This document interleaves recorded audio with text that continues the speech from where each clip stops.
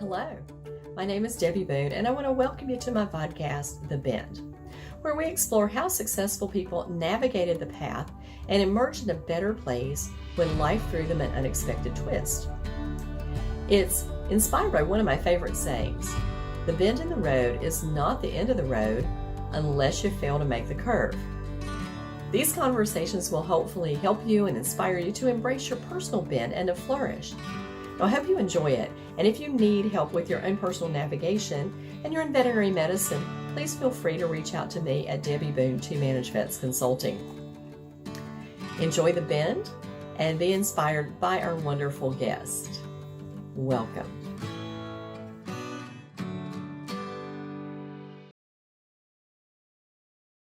Hello, everyone, and welcome to today's episode of The Bend. I am your host, Debbie Boone. And today, my guest is someone I met quite a while ago. I guess you were, maybe you were a student, I think, the first time I met you, Ricky. But in 2019, Ricky Walther was the national president of the VBMA. For those of you who are not familiar, that is the Veterinary Business Management Association that the veterinary students attend and get. I guess you get a certificate when it's all said and done at the end of that. So he is currently the chief medical officer for Pawlicy Advisor. And while he was in veterinary school, he developed this passion for business education and industry trends and served an 18-month term, as I said, as the president of VBMA. So he was then introduced to organized veterinary medicine, learned about the profession's important connections with industry partners, and then he says he plans to continue to use the knowledge he gained from this role to play an active part in shaping the profession for the better. So this is why he is here on The Bend, because this is all about how people who are shaping our profession are bending it for the better and moving it out of the rut and the negativity that it seems to have fallen into. He still practices relief medicine in Sacramento. So thanks for coming, Ricky. It's good to have you on The Bend. Yeah, thank you so much for having me, Debbie. I'm so excited to be here. And yeah, it's crazy to think that you and I first met when I was a vet student, and I've kept in touch all these years. And so happy to be here and excited to talk today. Yeah. Well, I love to ask everybody the origin question, like what possessed you to start in vet school, be a veterinarian? Were you one of those kids? Yeah, so I was one of those kids. I was the one that, everybody in my life has said, that I wanted to be a veterinarian since I was a little kid that could talk, right? And I used to carry stuffed animals around and pretend to do surgery on them. So I've really wanted to be part of the profession for forever. However, I think it wasn't until I was a teenager and had that kind of epiphany moment of like, I've been saying this to a lot of people for a long time, and I don't know what this actually means. So I need to go figure it out. And so that was when I went and did my first, I went to apply to be a kennel assistant at a vet hospital. And the practice owner sat me down and said, you can do that. You can be a kennel assistant, but you will have a lot of work to do every day, and you'll get glimpses of what it's like to be a vet. Or if you want, you can shadow me. I'm not going to pay you, but I'll give you a lot of experience, and you can learn from there. And I, kind of did the math in my head, figured out, can I afford to not, get paid to do this? And I was luckily able to not do that, not have to get paid. And that was the best experience for me because I got to see what it was like. And that's really where it confirmed for me that this really was the path that I wanted to go into, and that drive of trying to help pets and their owners really kind of started there. Yeah, I love that. When I was like you, I wanted to be a veterinarian. And for the time I could remember, I was telling everybody this is what I wanted to do. I wanted to go to vet school. And so Dr. Bill Pinson, who was the veterinarian who owned the practice, I can't say I worked there because I'm like you, I went into shadow. And I really think they tried to show me the most disgusting things they could find to see if they could run me out. And what I remember distinctly, I think I was like 14 or 15, is they had this tiny little poodle that had somehow gotten out of the lot and had been out for a while. And it came again and had this massive mammary tumor. And they were going to remove that mammary tumor. And instead of passing out, I was like, this is the coolest thing I've ever seen. And they went, okay, you'll be fine. So, from then on, it was Vetman and nothing else. And until I got through undergrad and went, okay, I think I'm done with this. And management was always in my background, so that's how I ended up. So I'm really curious because you're still practicing medicine, but how did you end up with the policy advisor? That seems to Yeah. really, and if you want to tell our audience a little bit of what policy is, I certainly Yeah. had about it from the get-go. Yeah. Yeah. So to start off, so Pawlicy Advisor is a pet insurance marketplace. And so we help pet owners find the right fit policy for them and their unique circumstances from a variety of different options that exist for them. And so we partner with veterinary hospitals to basically outsource the pet insurance conversation so that the teams are not having to give a specific recommendation for a specific policy that they may or may not know is the best fit for their pet. It reduces liability because those people are not licensed agents. And it also really kind of allows us as a licensed broker across the country to provide the best fit for those pets using our insurance experts and recommendations. And so that's what Pawlicy Advisor does. The story behind how I got here, I think, is probably the most fascinating in my career so far, and one I love to tell. And it really kind of all started actually back at that first hospital when I was there shadowing that practice owner. And I remember seeing her go into appointments and then come out of appointments pretty quickly, right? Like, we're only in there for a few minutes. And then, doing paperwork, talking to her staff, getting everything going. I watched her stay late every night and, working on the hospital. And I quickly realized that the actual act of practicing medicine was a small portion of what a vet does every day, and especially a practice owner. And so one of the best pieces of advice she ever gave me was that during undergrad, while everybody else was going to be trying to decide, like, do all the pre-vet clubs and try to get all of the veterinary experience, she's like, you've already started this. You need business experience. You need management experience. You need to look at those other pieces. And so I was a senior resident advisor and a resident advisor for different parts of UC Davis student housing, and kind of learned management and like how like organizational structure worked. And I actually managed a team as an undergrad student. And I found that I loved that. Like, I knew I loved medicine, but I also knew I loved working with people, helping them with their own professional development, and really kind of, I wanted to find a way to do both. And so when I went into vet school, during our orientation week, the leader of our orientation was also the faculty advisor for the VBMA for the club. And so the first thing that he told me was, you need to get involved in the VBMA. I went up to him and I said, this is what I want to do. I want to manage people. I want to run a hospital. How do I do that? And that was really where my journey to Pawlicy Advisor started, because I was the president-elect at our Davis chapter for the VBMA and was sent to national meeting. Actually, that's the first time you and I met. Exactly right. In Orlando. And it totally changed my view of the profession, because I had seen a small 2-doctor hospital in a rural community. And then I was in Orlando meeting vets that were doing all kinds of things, most of which actually was not clinical practice from the people that were there speaking to us. Some were running corporate groups, some were, working for insurance companies, some were working for pet food companies. And I was like, I had no idea any of this was possible with a veterinary degree. And given my background, I was like, okay, I like managing people. I like kind of being part of the bigger picture, working for larger organizations, like when I was working for the university. And so I was like, I want to explore this. I want to see what this is like. And that's where national VBMA and the presidency kind of came into play. And that led me directly to Pawlicy Advisor, because I was at VLE in Post Falls, Idaho, and I was in my small group, met amazing friends, many of which I still keep in touch with today.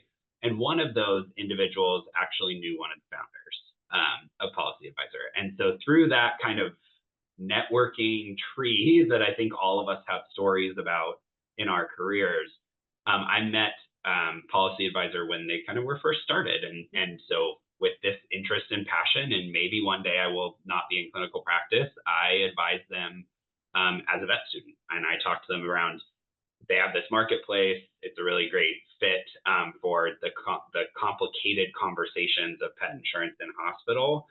And I was like, I would love to see this be successful. and I want to make sure that it, can continue to help the profession the way that we want it to, which is to provide a recommendation that's based on facts and really like in-depth analysis, and can be something that vets can rely on. And so I was able to, kind of stay in touch with them all through vet school, as an informal advisor. Graduated, became the official veterinary advisor for the business, and what kind of kept in touch with Pawlicy on a weekly basis in an advisory capacity all the way through to joining full time about a year ago.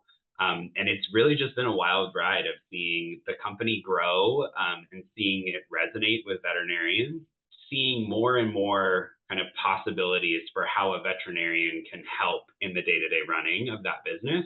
And so it was a great opportunity. I was able to, craft my role and what it looks like to have a veterinarian as our chief medical officer, and what that looks like, and built the career that I wanted kind of alongside my clinical journey that was happening at the same time. Yeah, I love that. Well, I know you know the story, but before Policy Advisor existed, I was called by the founders, and they were two young guys who really didn't know each other, and they went through an incubator because they both wanted to open a business. And their first original idea had something to do with, very similar structure where it was the marketplace, but they wanted the receptionist to talk to clients about it. And I went, whoa, whoa, whoa. Receptionists don't have any more time in their day to talk about insurance. I said, what you've got to do is make it completely seamless to where they don't have to. And they went, okay, we can do that. So I went back to the drawing board. And when they came back to me again and they had this tool that had been integrated into the appointment book where it would just automatically send out a message that says, hey, does your pet have pet insurance? And if the answer is yes, then it lets the clinic know. If the answer is no, then would you like a free quote? I went, this is so smart. And it's so easy, and it takes us out of the conversation. And like you said, we don't know pet insurance. We don't know insurance because that's not what we are. We're not agents and we're not trained on that. And we really shouldn't be giving advice. But what we can say is it is a really good idea to have pet insurance and go to this marketplace and let these people who know figure out what's best for your pet. And I will tell you that is exactly how I got Tucker's insurance. I went to Policy, I put in his information as soon as I got him, and he has Pets Best insurance because that's what you told me was right. So that's how it works. And I love how it all kind of plays out. Veterinary community is really a small world. And when I talk to people about, they're disgruntled and they want to quit, I'm like, never burn your bridges, because if you do want to come back, somebody knows somebody who knows somebody, and that's kind of how you are going to be perceived in your profession. So to make sure that you're acting professionally. Now, it's as you're going through vet school and you spent significant amount of money to be a veterinarian, and then all of a sudden you look up and go, well, maybe I don't want to do that all the time. And I think I'll go over here and I'll try this business. That's got to be a little scary. So how do you make those kind of big life decisions? Yeah, so I love that you just asked that, because that's something that I reflect back on all the time. And I think for me, I was fortunate enough to have it be a slow progression for me, right? So I met this team and watched it grow over multiple years, right? And so it was a really scary idea, right? I mean, I think always kind of talked about ways that I could be involved in the business, more full time eventually. And I remember the first couple of times that got brought up, it was very daunting to me, right? I had gone to vet school. I had graduated during the pandemic, at the start of the pandemic, which is another scary moment in my career. But after graduating, it was really like, how do I get my feet under myself as a doctor? How can I understand what it's like to be a vet? And so that's where we came up with the idea of me being an advisor and kind of helping the business while still really working towards that clinical understanding and knowing what it's like to be a veterinarian and knowing the pain points that exist every day for vet hospitals. And so for me, I got to look at that whole time as kind of a knowing eventually that these non-clinical roles were interesting to me. I really was intentional around what can I learn during those first few years that will set me up for success to be able to accurately depict what's going on in the vet hospital to teams that have never experienced it, right? No, nobody else on my team has worked in a veterinary. Well, Mhm. actually, that's not true. Many people now have worked in veterinary hospitals, but initially, not everybody had. And so giving advice and being able to make that understood was really important to me. And so, but to answer your question around that scary change, I remember for me, it came at a point where I was working and I was a medical director. I had done that. I had taken that role because I wanted to know, do I really want to turn like practice management off the near term list, right? Like, is that where do I want to move that off for now?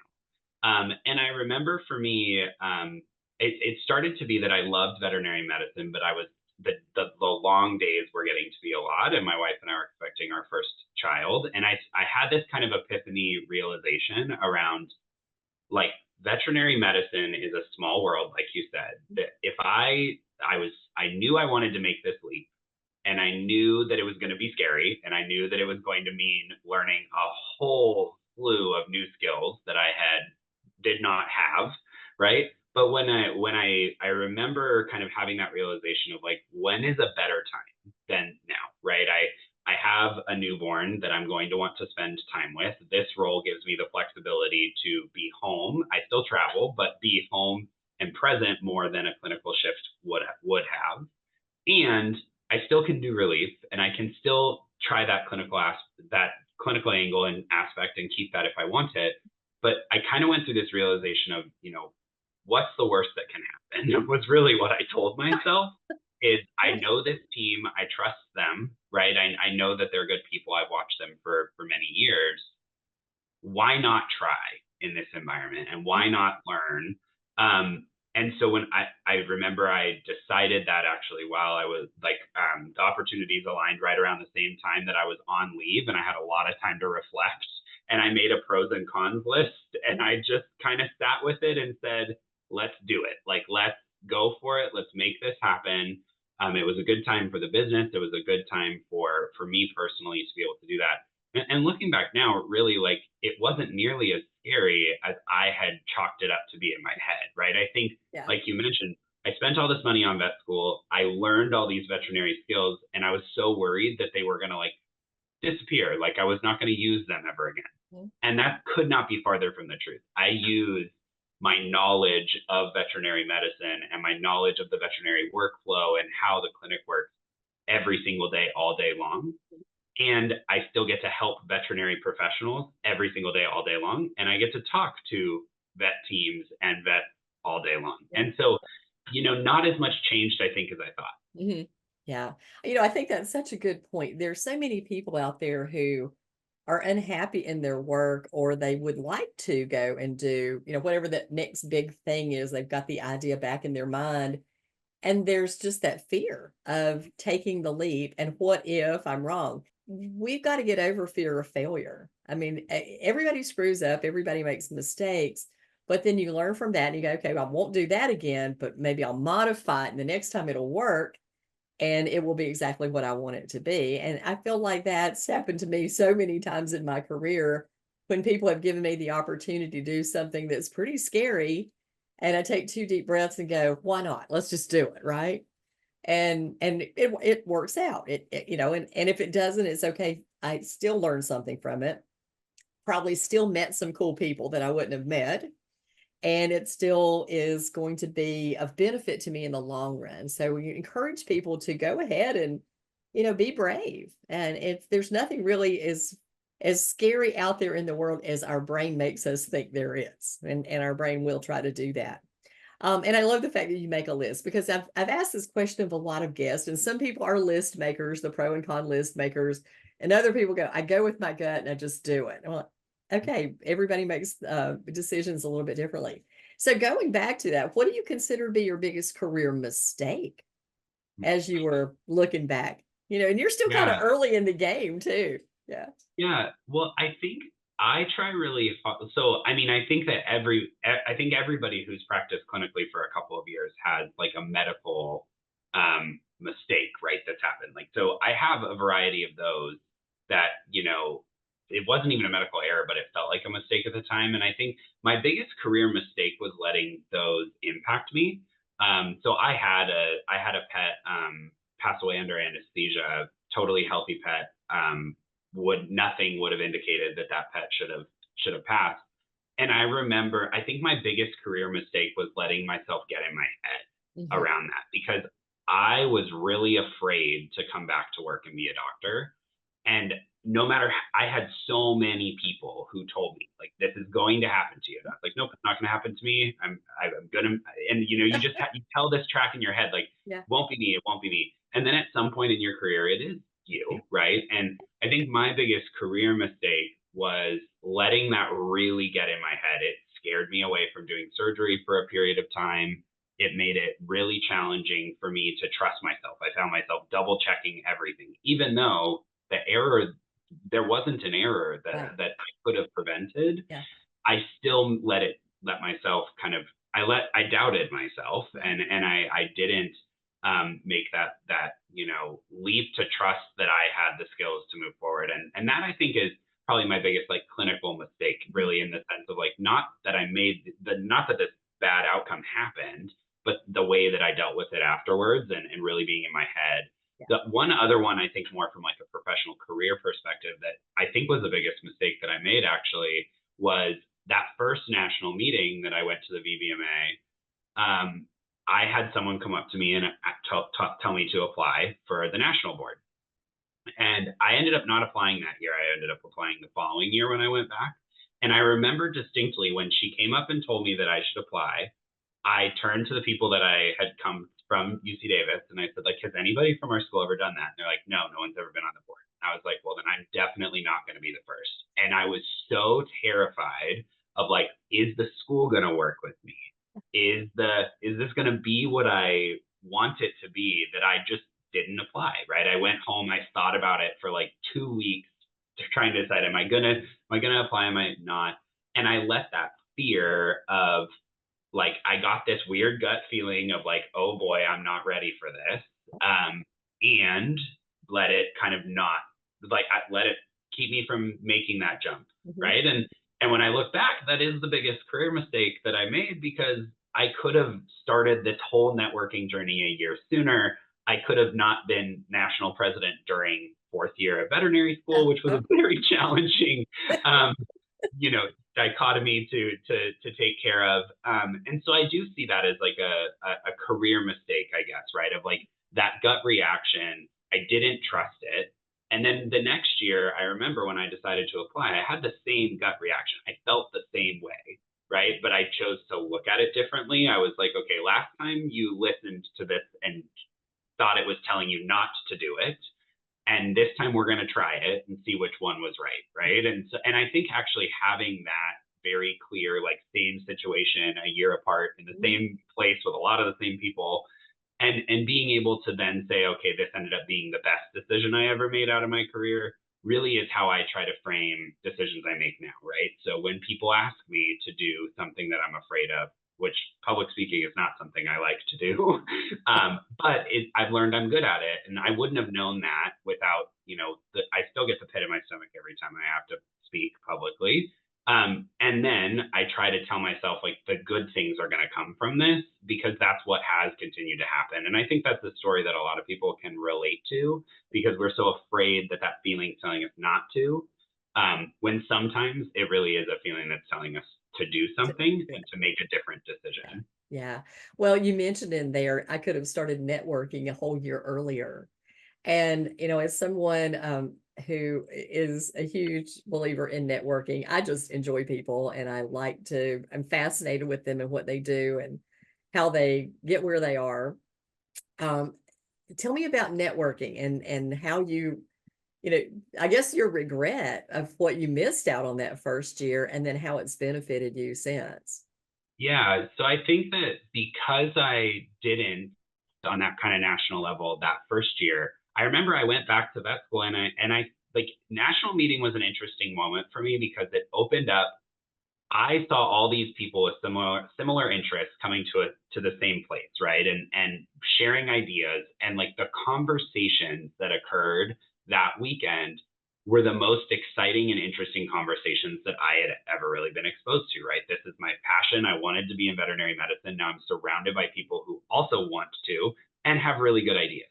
And so then coming back to vet school, right, where then you're immediately thrown back into like learn how to be a veterinarian, study rigorously, like all of these things, it felt very isolating. Like I was like, I liked that feeling of connection. I liked that feeling of being in a similar room with new ideas and kind of doing that. And so what happened from me choosing not to be part of that national board was that it took a whole year before I was back in that environment, right? I could have been in that environment more frequently and started to meet those people.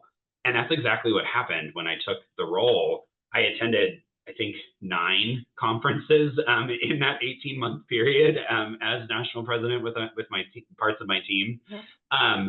And it was such a great experience because I just kept meeting people who were doing things I didn't know existed. Mm-hmm. And so it was just this like continued confirmation of there's more I can do out there. There's more I can do for the profession. There's more I can do for veterinary teams that I'm going to go work with when I graduate, right? Like, and I think seeing that as a student really kind of was eye-opening to me because I saw the power of those connections, right? I saw that when I was graduating and wanted to look for a job, I knew recruiters that I had met at these conferences, Mm-hmm. and they knew me and they were waiting for me to graduate, not the other way around, right? Right. And so Yeah. like, and that is also partially the timing of when I graduated and where we were. Oh, right. But, I was able to stay connected with these recruiters, right? I was able to stay, and not only with recruiters, but I was able to take job offers and ask people with a lot more experience in reviewing them what was a good fit, what wasn't a good fit. And it helped me make a lot of the decisions around who I worked for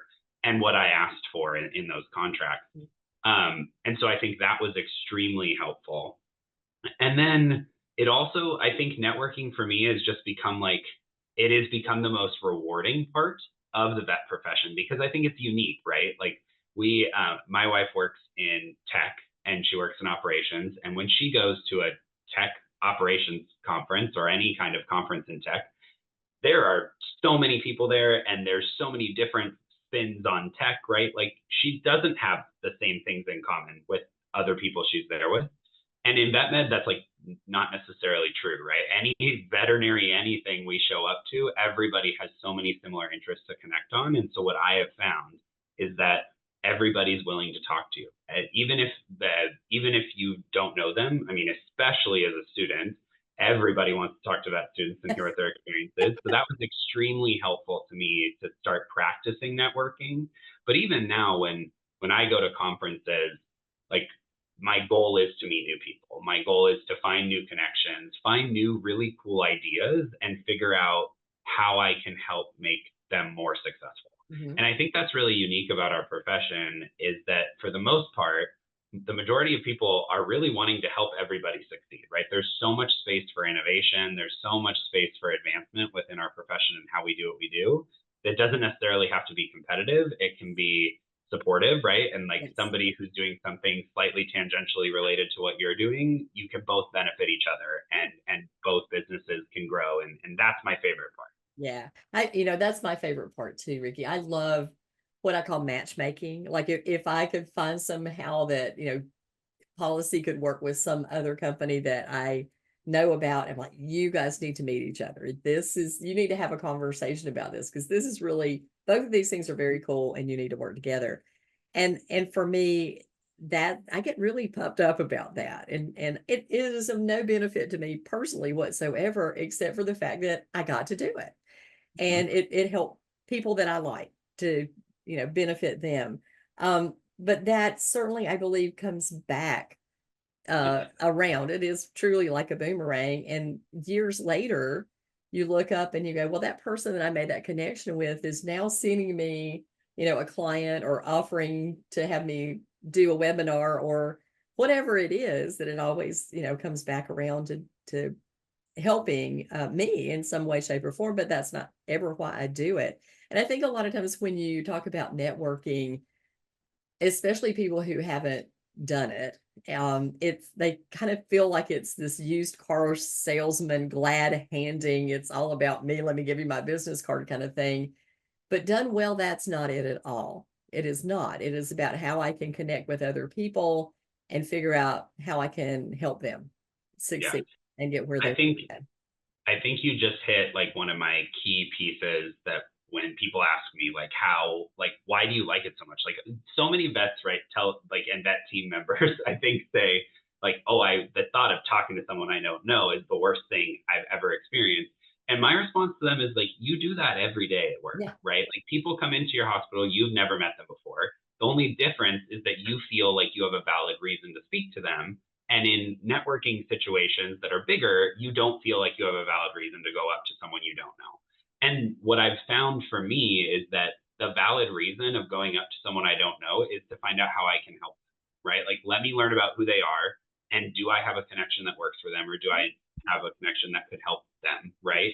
And if you go into it with the helping mentality that many of us went into this profession to do, it changes that whole approach, right? It's not what can I get out of this conversation. right. It is I'm going to help, I'm going to learn about what they're doing and see if I can be beneficial to what they're doing. And at the same time, naturally, they're going to do the same and ask about what you're doing. And you can both mutually benefit from those connections. Yeah. And I think also people see networking as that it has to be business related.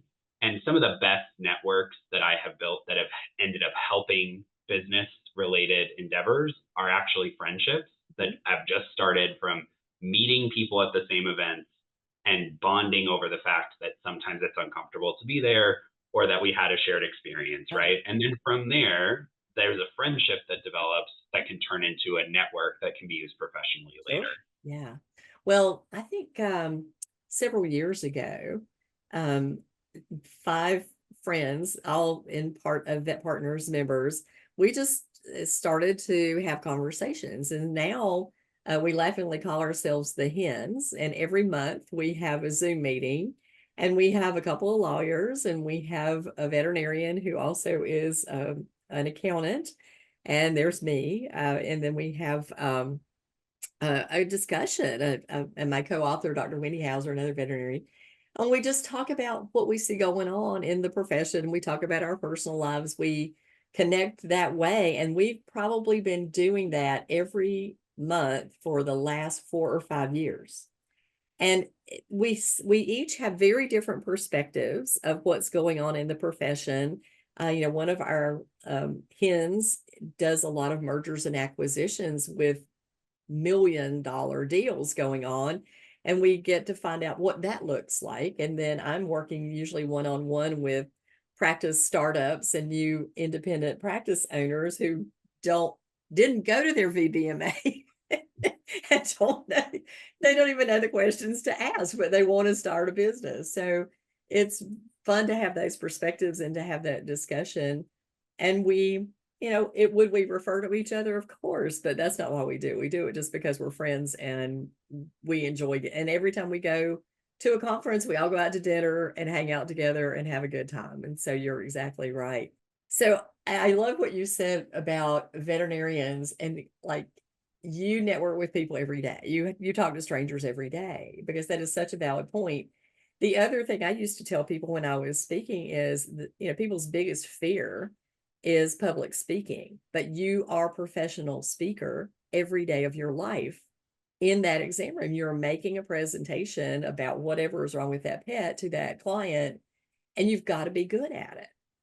And learning speaking skills, learning sales skills, learning to paint pictures with story, all are so important when we're trying to convince a client and explain to a client why they should do the procedures that we know that this pet needs. And if we're not good at it, the answer is usually no. And that's heartbreaking when, I've had people turn stuff down. I knew they could afford it and still turn it down because they weren't convinced it was necessary. And so maybe we just need to be learning to be better speakers all along and more convincing and stuff. So you've made a lot of changes, and you've had a new life change here. You got a new baby. How's that affected your life? He's affected my life in a million amazing ways, and added a whole lot of layers of complexity to what daily life looks like. But I think it's been a really cool, and I actually, spoke on a different podcast about what it's been like, before, like what it's been like to be a new dad in this profession. It was a really great conversation, but some of the things that I like to, when I reflect back and look at it, like my son's name is Braden. He's 15 months. And he just gives me so much more perspective on like why I do what I do. Right. And so like when I go to work, I'm trying to, get in, do the best work that I can, and then also have time for him. And I think that that's a very common thing that we encounter in veterinary medicine, right? Is like when I went to vet school and when I graduated vet school, my identity was a veterinarian. Like I was a vet and I wasn't sure what else I was like because it's so much of your life, right? And so what I think the best gift that Braden has given me is perspective, right? So I now I remember right after we had him, I actually changed my LinkedIn status to start with father because that's what I feel I identify with most, right? And like and then kept my veterinary titles and those things there as well. And I think that what it's done for me is it's provided a balance, right? It's provided the balance professionally and the passion I have for making this profession better is something that I want to spend and devote time to. And it can't be all I am, right? And so that's where I think for Braden, being his dad and spending time with my family and getting to see how, spending time with my wife and him and being home and being able to see him grow at every single day and learn new things is just the coolest thing to witness. And it grounds me and it gives me the ability to kind of like go back to, this is part of who I am, but it's not all of who I am. And I think that helps soften some of those, like bad days that all of us are going to have in our professional endeavors. Because, that like, I just love seeing the world through the way that Braden looks at the world, right? Like at this point, he hasn't really hit the I'm scared of things phase. So right now he's just like, sure, let's walk off the stair that I really don't want him to walk off or climb something he's not supposed to climb because he wants to explore and he wants to try new things, right? And so I think it's interesting watching him grow up and see like, oh, okay, there was a time in my life that I also had no fears and just Yeah. went and did things to Yeah. do them. And so it's I think a lesson we can all learn from Yeah. the way things work. Exactly. Yeah. We don't learn to be afraid until later. And much of that comes from our parents teaching us to be afraid, and rightly so. There's things that you should not run down the stairs. You really should not do that. But the other part of that is the balance between being afraid of things that you should be afraid of and not being afraid of the things that actually hold you back in life. If you are so fearful that you can't take a chance and you can't make a mistake and you can't make uh, you can't goof, right?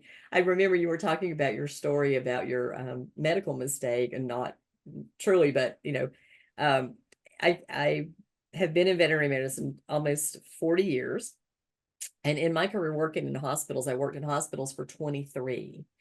And I remember a total of 4 animals who died under anesthesia.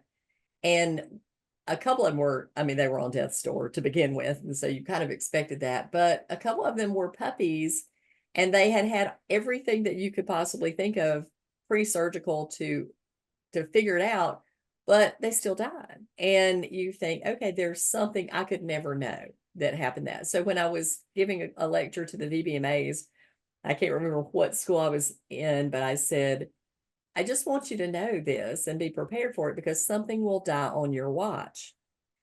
And there was such shock on their face because it had not occurred to them that they weren't going to save everything. And, they're not going to go through life and be, always a win. What balances that is to think of the 99% of the wins that you have every single day, and the joy of watching something come in that you thought was at death's door and 2 days later walk out wagging its tail. You're like, wow. The resilience of animals astounded me the entire time I was in clinical practice as a manager. And I feel like that is something that even leaders in hospitals need to make sure they talk about, because it is what we do and why we do it, and we forget it because there'll be the one Yep. that wasn't perfect, the one that wasn't perfect, or the one that wasn't pleased, or the one that didn't understand. And you can't, you can learn from that. You can say, okay, how could I have communicated that better, or how could I have headed that off? But you can't, like you said, I can't let it define me, because it's just a way to learn to do it better next time, or Yeah. to communicate better next time. Yeah. I think that point that you just made is really interesting, because I think that that's one of the things that I've noticed, with veterinary medicine, right? So many people go into this with their career defining the majority of who they are, right? And so I think that's why when something bad happens, we take it personally, right? Like what is wrong with me as to why this happened, right? And I think this is probably similar in a lot of careers, but there are also other careers where, like, when something goes wrong at work, it doesn't mean you are bad, right? But sometimes we in veterinary medicine conflate the two together. And so I do think it's really important for, I think it's important for people to share stories of things that didn't go well, because we need to know that it's not, we need to know we're not alone, right? And I think that that's kind of a side effect of the way that veterinary school works, right? And the fact that, and even just how a lot of practices run, right? Of like where the emphasis is on where something went wrong and how can we make it not go wrong again, right? Which is a valid and good approach to learning from mistakes. And it tends to take precedent over sharing one that there are just times where there was nothing anyone could do, and also takes sometimes away from the really awesome wins, right? Like, you Yes. hear people do the rounds on what went wrong this week. I don't see a lot of the times that, the majority of teams are saying, this is what went really well. This is how many pets we saved. And Mhm. I really think as a profession, if we start to change that, that's where a lot of the positivity comes in. And I will say that's been one of my favorite parts, hearing clients tell us the stories of how, Pawlicy Advisor and their pet insurance policy has, allowed them to get care they wouldn't have otherwise been able to Yeah. afford, or just the positive stories, right? And I think we all have them. Mhm. And so that's been a really, really fun part to kind of transition to, right? Is like, how do I help vet teams be excited about the work they're doing and the impact they're Mhm. having? Yeah. Yeah.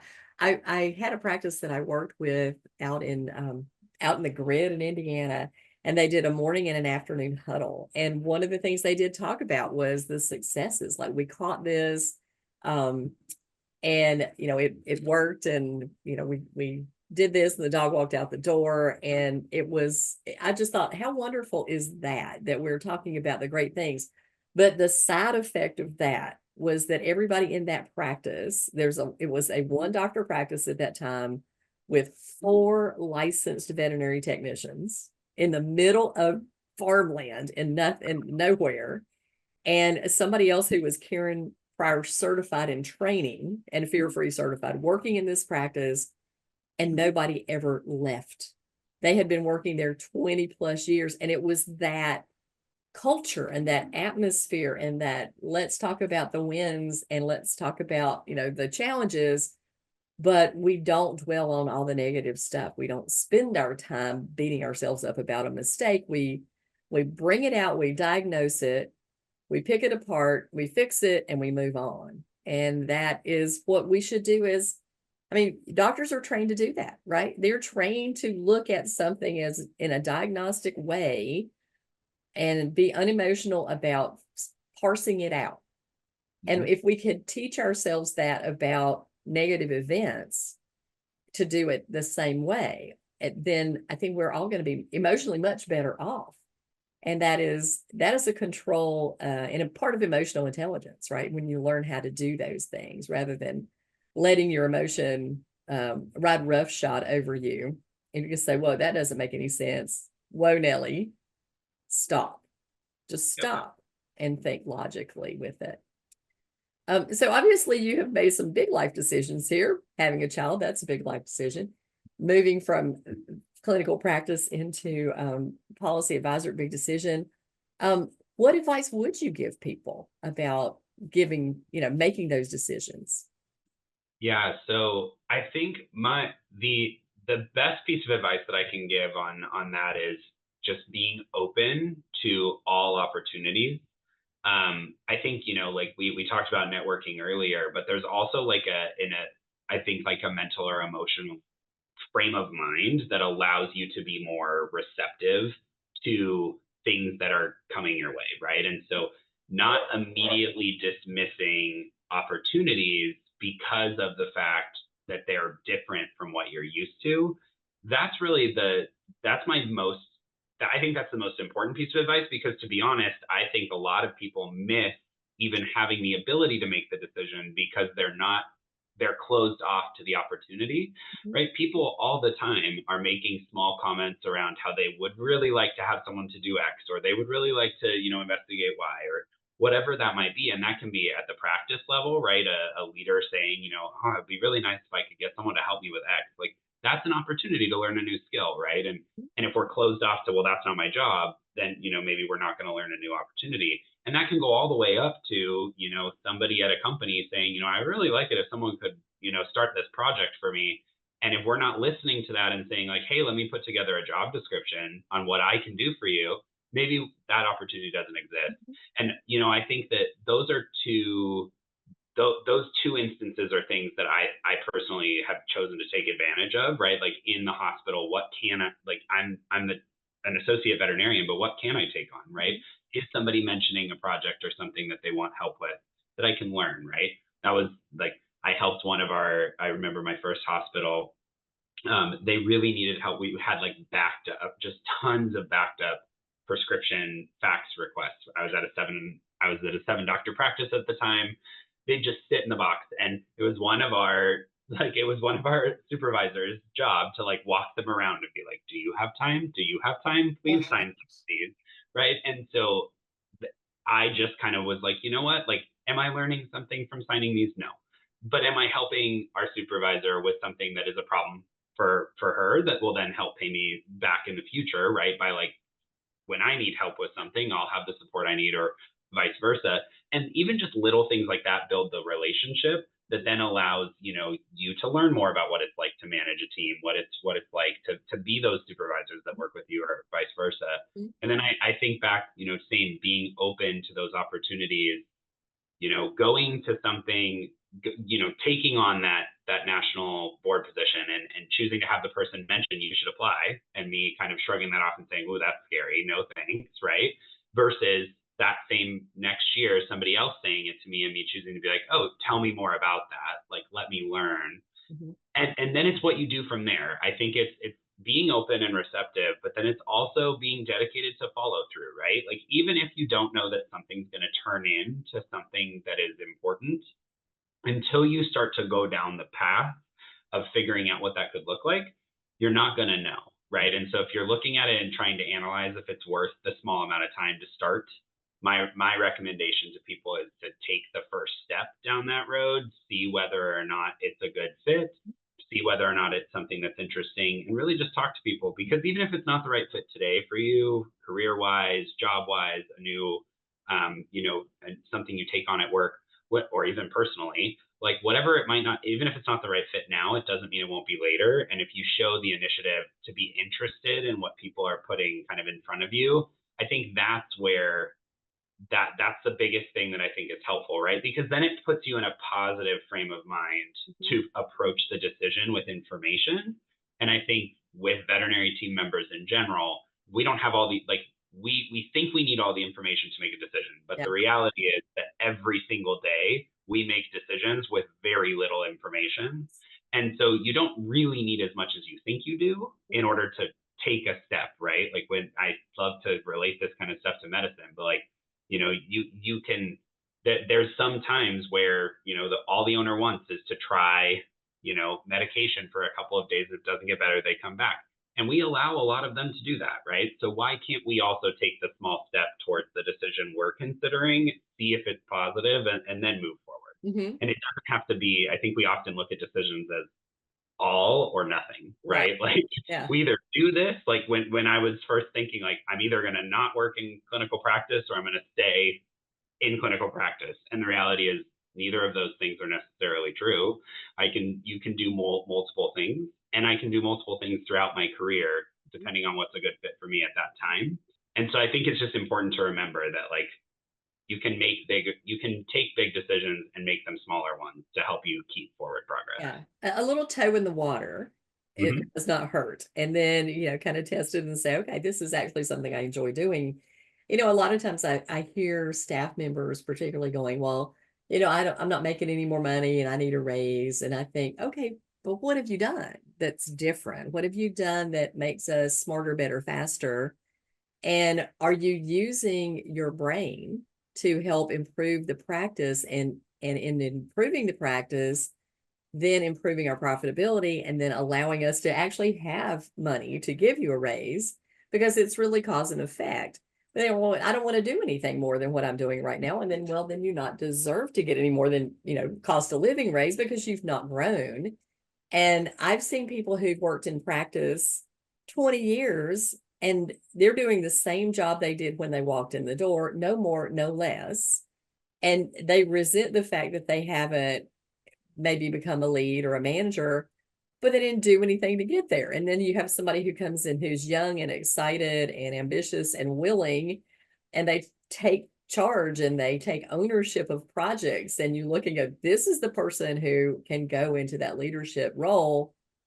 And longevity doesn't do it for me. It is action that does it and gets you where you need to be. And I've preached it up for a very long time, and people who stay in places a long time don't like to hear it. They think I deserve to be there because I stayed, but maybe you just stayed because it's inert. You didn't have any inertia. It was inertia, and it just kept you there rather than truly loving what you do. And so yeah, if you want to get ahead in life, you've got to keep pushing the envelope a little bit, I think. Can't just Yeah, well, and I think that when you talk about situations like that, right, where like like somebody has been doing the same role, and like I experienced this when I was a medical director, right, like talking with team members around how to get the raise that they're looking for.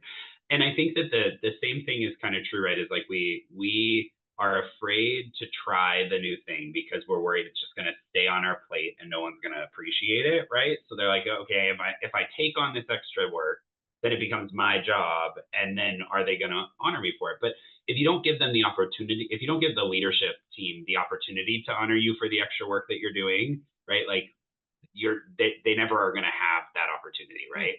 And if over a very long time, right, after taking something else on, someone doesn't recognize that, then that is a good reason to be able to bring up and say, I've been doing this new thing for a long time.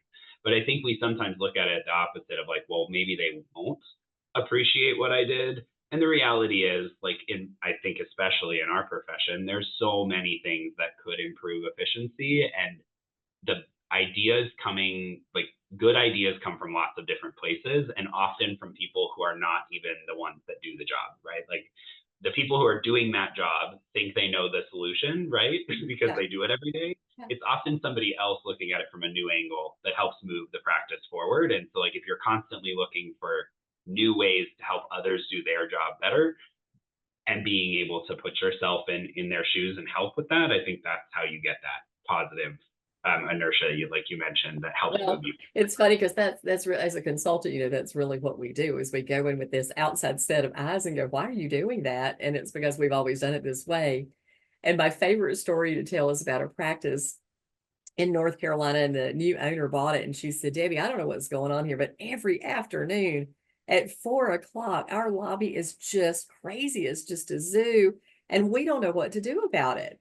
And I said, okay, I'll come and I'll observe. And as I watched that morning, I heard the two receptionists who had both been there over 35 years tell every single surgical case to come and pick their animal up at 4 o'clock.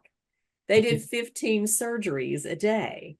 And so as the dust cleared a little bit, I said, folks, is there any reason that you can't say you come at 3, you come at 3:15, you come at 3:30, 3:45, 4 o'clock? And they went, no, it never occurred to us to do that. we'll try that today. And so sure enough, they did the next day, and people showed up in sequence and the lobby cleared out. I went, man, if all the problems were that easy to solve. But it's just the fact that outside eyes observed it and they couldn't see their way out of what they had been doing for so long. So sometimes you just need that. You just need somebody who's not doing the job because you're in the weeds in it to look at it and go, that really is kind of difficult. Maybe you should do it this way and it wouldn't be so bad. Um, Definitely. That's very that's true. great. Well, Ricky, we're winding up here, and I would love to have you tell us a fun fact about you. Do you have a secret talent, a favorite song, something people might be surprised to know about? So I think my fun fact is that many people like to go wine tasting and like try different wines. My weird hobby is finding unique hard ciders. Oh, So that's my weird fun fact that like nobody really expects. I can't really drink beer or a lot of other alcohol, but I can drink cider, and so I've gone and tasted over 300 unique ciders. oh, wow. Um, which is kind of hard to find. I'm It's getting more surprised there are complicated. 300 unique hard ciders. Yeah, and so that's one of the things that I like to do is go and find a unique small cider company, like when we're out on a road trip somewhere, and try their take on hard cider and kind of compare and contrast. Now I've tried 300. A friend of mine has tried 1,500.